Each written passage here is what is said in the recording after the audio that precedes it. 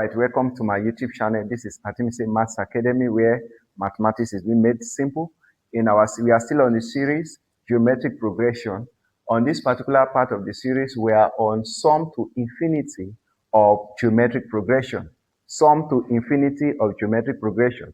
You can easily see this in your JAM, in your WAEC, in your NATEB exams and professional exams. So this is the general formula we are going to be using to solve the sum to infinity of GP. Remember, GP simply means geometric progression. Now watch, only when your common ratio, which is your R, is less than 1. It's only when your common ratio is less than 1 you can use this formula. Otherwise, you cannot use this formula.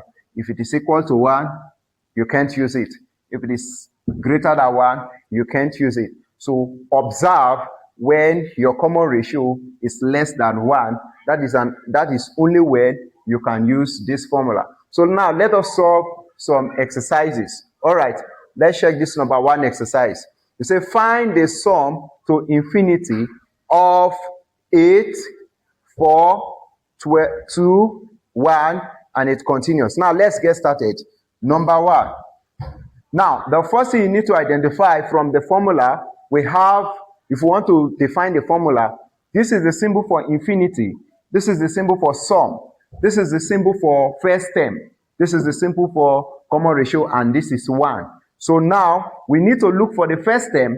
Remember, this 8 is the first term, 4 is the second term, 2 is the third term, and this one is the fourth term. So what do? We identify the first term, which is A. The first term is 8, and the common ratio, which is R. Remember, in our previous video, if you want to know how to solve your common ratio, go to my previous videos. You will see how we solve our common ratio. We take from any term divided by the previous term. That simply means 4 divided by 8. 4 divided by 8 will give us 4 goes to 8 1, 4 goes to 8 2, so we have 1 over 2 as our common ratio. Very good. So we have gotten our A, we have gotten our R. So now let us substitute the parameters into the formula. Now discover something, that the common ratio is less than 1. That simply means we can use this formula because it is stated that only when your common ratio is less than 1, that is when you're able to use this formula. So from our solution we have gotten here, we discover that the common ratio is less than 1. Wow, that is good. That simply means let's substitute. That means the sum to infinity of 8, which is the first term, divided by 1 minus your common ratio is 1 over 2. Now, watch very well. 1 over 2. Now, this implies that I want to do something here. This implies that in our previous video, I told you something, that if you want to subtract a whole number, that is 1, minus a fraction, maybe 1 over 2, what you need to do, you should make this as a fraction also. This is what I mean. This implies that we have 8 over 2 over 2. You know that when I divide 2 over 2, remember the 2 is coming from the denominator of this fraction. 2 over 2 will still give me 1. It's clear, right? Now, minus 1 over 2. Now, the reason why I'm using this fraction is for us to be able to what? Divide it very well. Now, this implies that we have 8 over 1 over 2. Now, if I take 1 from these two, I have 1 over. This is a common denominator. According to fraction law, this is a common denominator. I still have 2. So this implies that I have, now, reciprocal law. Reciprocal law states that if I have a fraction divided by another fraction, what will happen is that I will take the reciprocal of this fraction. That is, the 2 will go to the up, while the 1 will come to the down. It will change the division to times. That simply means I have 8 times 2. 8 times 2. It's just simple. Now, something like this. A divided by B over C. This implies that A over 1 times C over B. That is this, just what I'm trying to explain here. Okay? All right. So how these two come about? If this two goes up and this one comes down, you have 2 over 1. And 2 over 1 is the same thing as 2, right? Then the division will be changing to times. So you have something like this. So you end up having 16 as your final answer.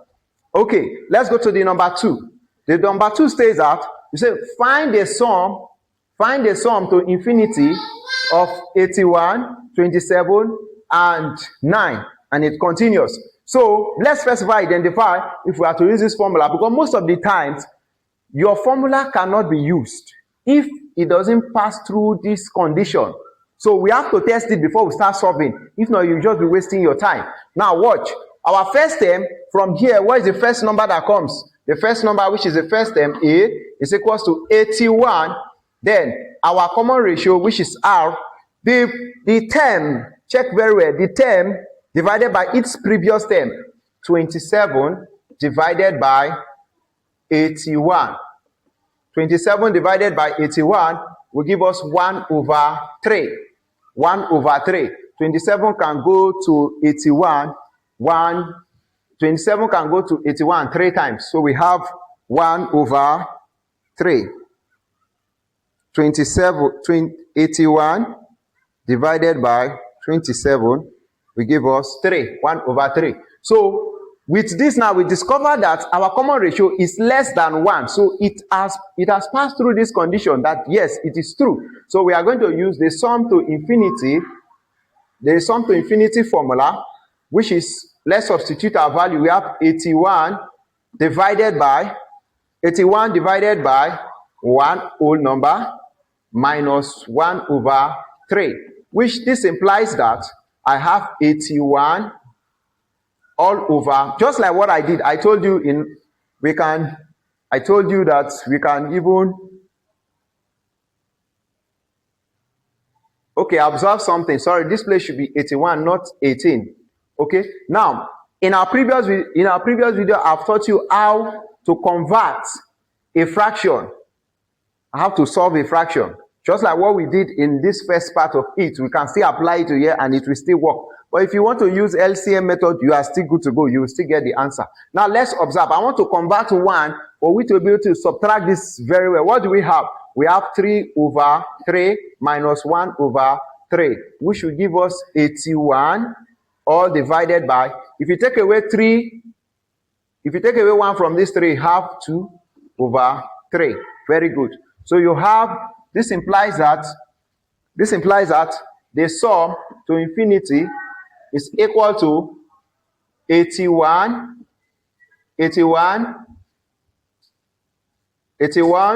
times 3 divided by 2. 81 times 3 divided by 2. 81 times 3 will give us, this will be equal to 243 divided by 2. 243 divided by 2 will give us 121.15 as our final answer. So therefore, our final answer for this question is 121.5. So at this point, we're able to break it down. You can, review again. Any question, go to the comment below, ask your questions. This is Atimise Maths Academy, where mathematics is made simple. Thank you very much for watching.